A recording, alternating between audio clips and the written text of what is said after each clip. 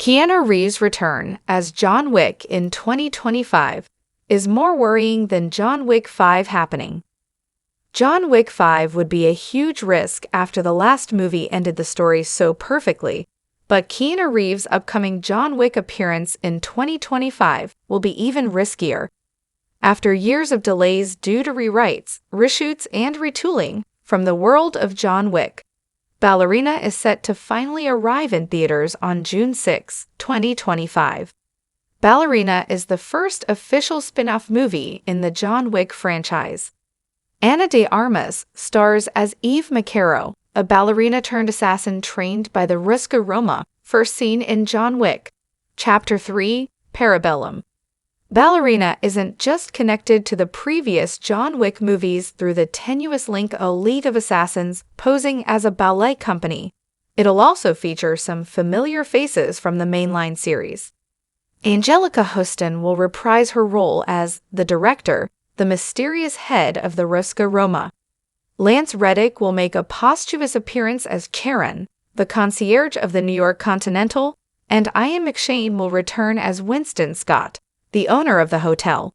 And as if that wasn't enough, it's also been confirmed that Wick himself will appear in the Ballerina cast. John Wick's cameo in Ballerina could go wrong in many ways. From a commercial perspective, it makes sense to include John himself in Ballerina. As the title would suggest, that character is the main draw of the John Wick franchise. Merely setting Ballerina in the same universe as John Wick might not have been enough to entice audiences to come out to theaters, but the promise of seeing John himself back in action on the big screen might seal the deal. But from a creative standpoint, there are so many ways this cameo could go wrong, and so few ways it could go right. John could steal the spotlight from Eve and overshadow her in her own movie. If John's scene is all anyone is talking about on the film's opening weekend, then it'll have failed to tell a worthy story of its own. And even if that's not the case and John's cameo complements Eve's journey instead of distracting from it, the cameo could still feel out of place or gratuitous.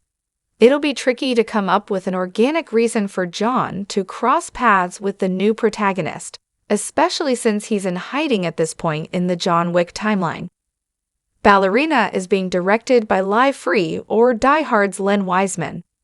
The most worrying thing about John's cameo in Ballerina is that the producers still haven't figured out how to make it work. According to producer Erica Lee, Ballerina's filmmakers are still tampering with Reeves' role in the movie. Lee admitted that they're still working on John's cameo and trying to figure out the exact balance of how much screen time he should have. She promised that viewers will be really happy when John shows up in Ballerina, but if they still haven't nailed it down, then that remains to be seen. Seeing Keanu Reeves back as John Wick before the events of Chapter 4 will be weird. Ballerina takes place between the third and fourth John Wick movies, and it'll be strange to see Reeves reprise his role at that point in the timeline.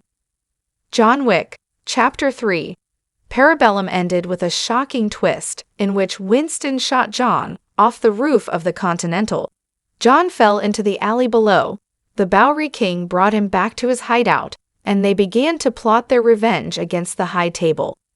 Between then and the beginning of John Wick, Chapter 4, John was supposedly in hiding. It might make Chapter 4's ending feel less impactful, because it wasn't the last time viewers saw John after all.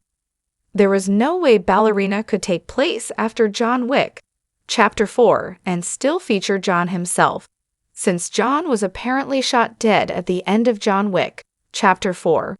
But Chapter 4 ended John's story so perfectly, allowing him to find peace in death and reunite with his late wife Helen in the great beyond, that it'll be odd to see him back on the big screen like none of that happened. It might make Chapter 4's ending feel less impactful, because it wasn't the last time viewers saw John after all. John Wick returning in a prequel doesn't answer the franchise's biggest question. It's exciting that John is returning to the screen in a new movie, but since it's a prequel taking place before Chapter 4, it won't answer the biggest question looming over the franchise. since John's death scene was shot and edited so ambiguously. And it's John Wick, the guy who can seemingly survive anything. There's a widespread fan theory that John is still alive at the end of Chapter 4. A body is never shown. It cuts straight from a bleeding John to a well-tended gravesite. It's unlikely, but not impossible, that John faked his death.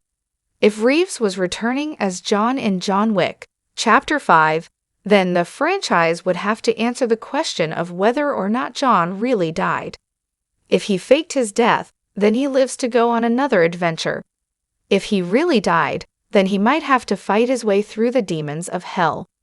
Frankly, a proper John Wick 5 set in the fires of hell would be a much more tantalizing prospect than a cameo appearance in an unrelated spin-off. Ballerina must have more to offer than just its John Wick cameo. As long as Ballerina is committed to bringing John back for a cameo appearance, then that cameo appearance needs to be awesome enough to justify recycling a character who already got a perfect ending. But the movie needs to offer more than just a great cameo by Reeves. Eve needs to be a compelling character in her own right.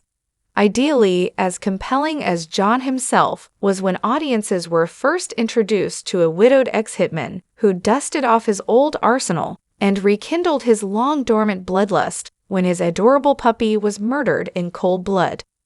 Saltburn director Emerald Fennell did some uncredited work on the script for Ballerina. With her brief but unforgettable turn as Paloma in No Time to Die, De Armas proved she can ably play an action hero and carry her own action vehicle. The biggest challenge will be coming up with a script that's worthy of her talents.